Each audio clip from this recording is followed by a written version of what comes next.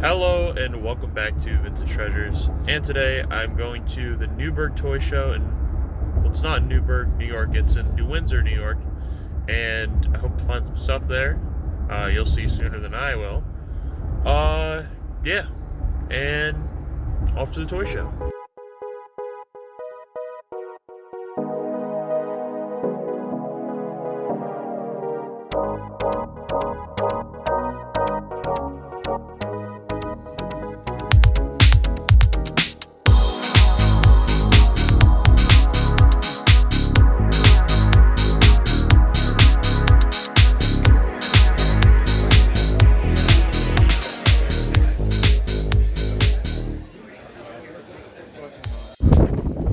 So, it is now windy. It is a lot warmer.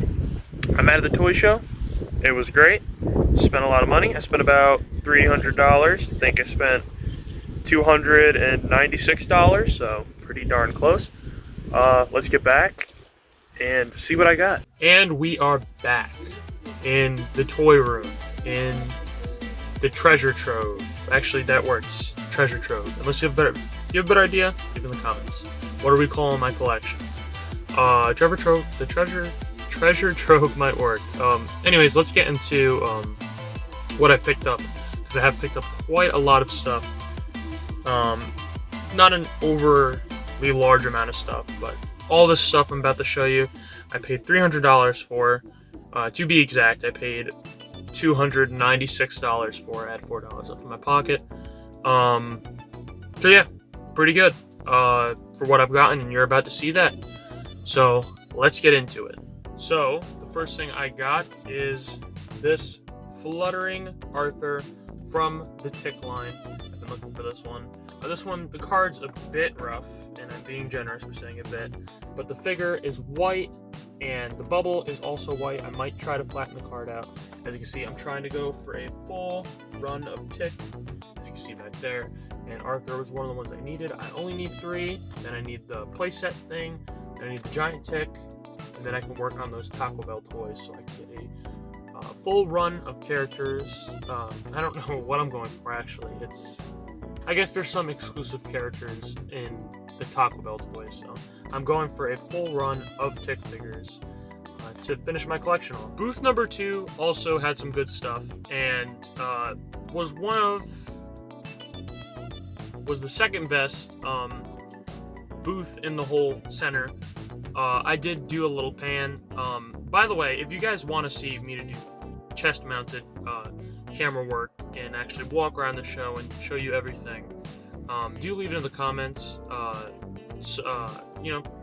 need some input. I'd hate to waste all those resources putting all those resources into a camera just for no one to want it in the first place. So leave a comment if you would like that kind of content. I just feel weird walking around with the tripod in people's faces while I'm trying to make deals. Also, it's a bit crowded, so it's kind of not realistic to walk around with the tripod in those places. So yeah, let me know. But the second booth I got to, great deals. First thing I spotted was this thing and this item. Some of you guys are gonna laugh at me for this, but others will think it's awesome. It is something I've been looking for a while. It is the 1989 Delicious Apple Cinnamon Grams Teenage Mutant Ninja Turtles, and it is shaped like the Turtle Party Wagon, not from the action figure line, but rather from the cartoon. And it's in mint condition. People would ask, why would you want something like this? And my answer, personally, is this is the only time we get this artwork on anything. It might be the only time we ever get that artwork on anything. So you see this thing was pretty white. It was taken care of. I guess it was taken care of. For a cardboard box, it's pretty darn good. And the tires aren't bent. They're literally made out of thin cardboard. So that was pretty impressive. And staying in the theme of Ninja Turtle Party Wagon stuff, I got myself a soap dish, and this is actually one I've been after for a while. I also am looking for an Ecto 1 soap dish, and I did see another turtle soap dish I'll tell you about later. I didn't end up picking it up though.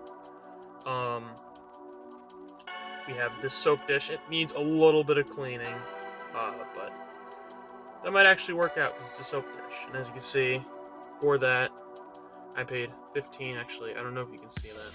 I paid 15. So pretty good deal on that one. By the way, how much do these run for? How much does any of this stuff run for? I hopefully will be putting it on the screen as I edit this video. But yeah, this was a pretty good pickup and one I was looking forward to.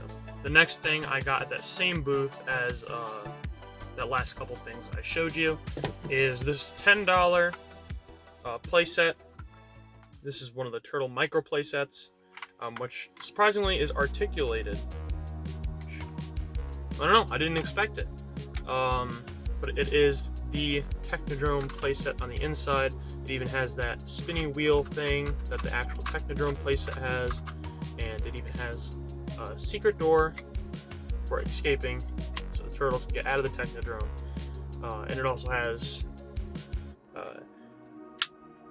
little it's slipping my mind, but the thing submarines have. And you have a little platform in there. And I do have several of these smaller figures. I took one out from my collection. I have a shredder, and it goes in there. It'll look a little better on display when I set all of that up like that, maybe. I mean, anything's better. It's just kind of sitting on a shelf right now, so that should look good, hopefully, on my display. And the last couple things I got from that lot was a couple figures, and I paid $5 for the bunch, meaning I paid $1.25 a piece on these figures. First thing I got in that lot was this Leonardo right here from Toon Turtles, and his feature still works. I was glad to swipe that one because I already had a Donatello. So I got Leonardo, Donatello, and Michelangelo. And he has that tongue lasher gimmick that tongue lasher had from Motu, kind of like a frog, and they are in pretty darn good condition, no accessories, but I can't complain for $1.50 a piece. $1.25 a piece, sorry. And then this one kind of blows a little bit, but I got a Splinter, the Mutation Splinter, not the one that turns into a van, but the one that turns into his human counterpart. He's missing a hand, unfortunately, but, you know, cover that with the figure, no one will know. That's the beauty of collecting an insane amount of things. And this one's pretty good condition, definitely worth $1.50. This is a Mutations Shredder, and he turns into his human counterpart. And, yeah, all these rubber pieces, still in good condition, still have good paint. Need to clean, a little sticky, but overall, pretty good for $1.25 a piece. It took me a while to get to my next booth because of how crowded the area was, but I eventually did get through, and I've been collecting the Horde. For the vintage line, I need a Horde Trooper and I need Multibot, and if you're familiar with the Masters of the Universe vintage line, those are extremely expensive figures. Are expensive. They're expensive enough for you to not want to buy them. Here's some examples, and you can see that's something you have to think about before you buy.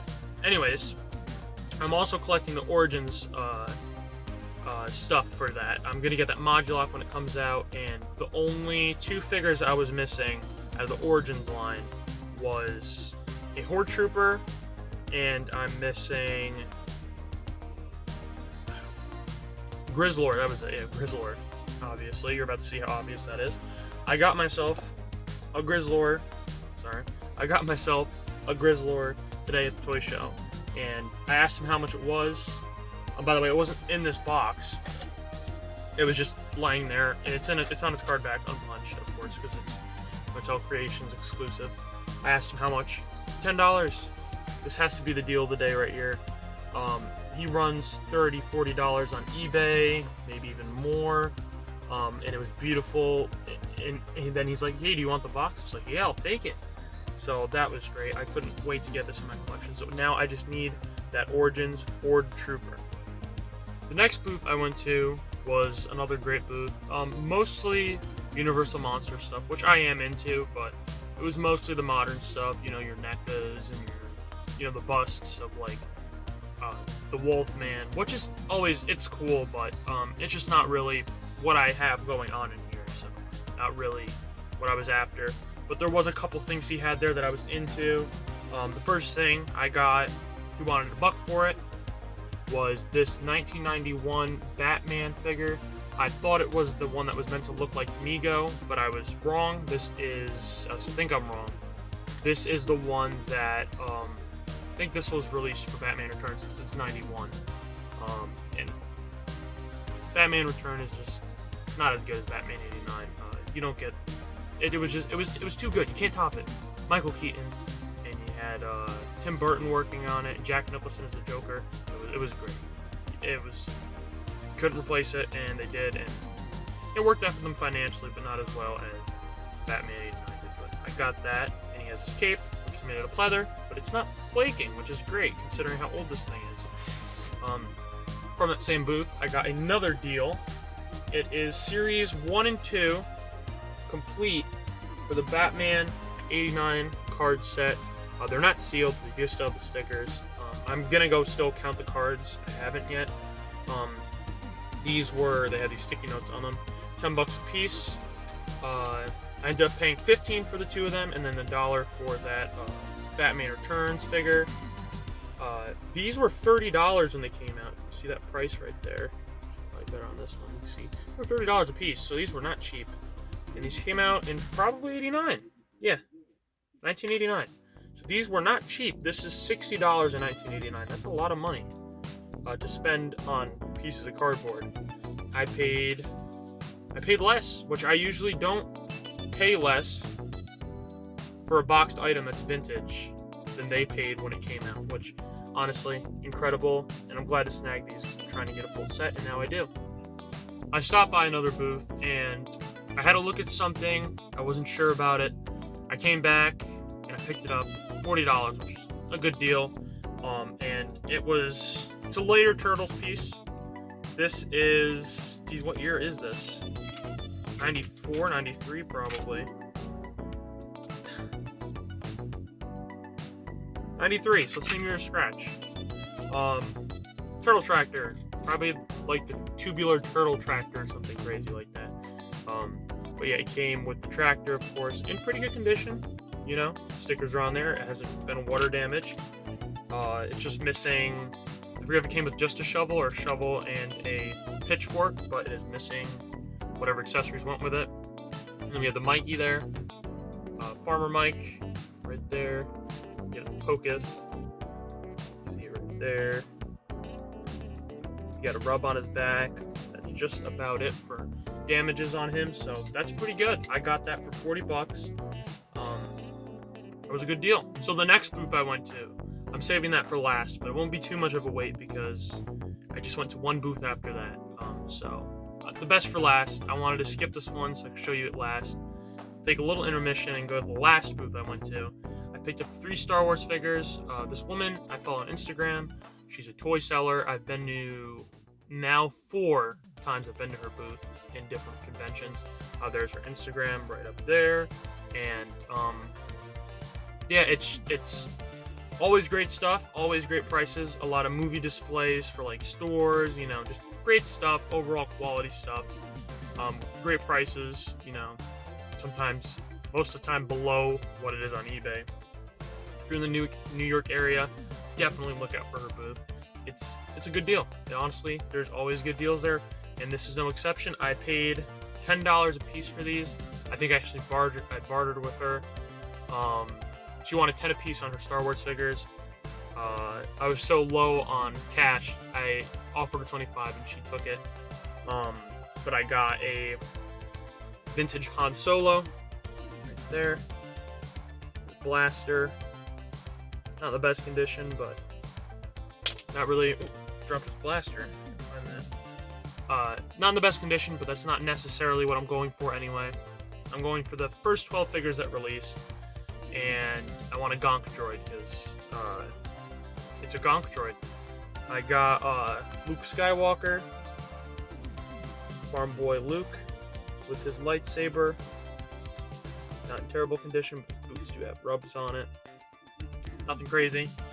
And then a C-3PO, a little loose, but that's to be expected with C-3PO. This is not the variant. This is not the variant that falls apart. It goes in Chewbacca's backpack. This is a standard one. And that was pretty good. Good pickups on that.